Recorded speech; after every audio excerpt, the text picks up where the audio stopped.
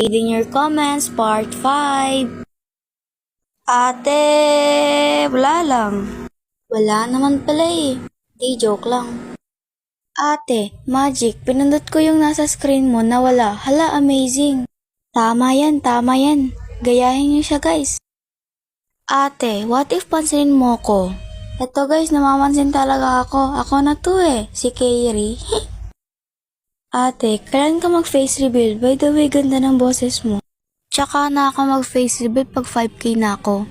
Ate, crush po ba ako ng crush ko? Crush ka din yan eh, baka crush ba ka na yan?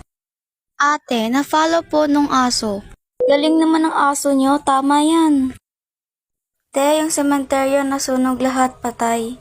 Be, asan ba utak mo? Ipalit kaya kita dun. Di joke lang. Comment kayo for part 6. Follow for more. That's all. Bye. Reading.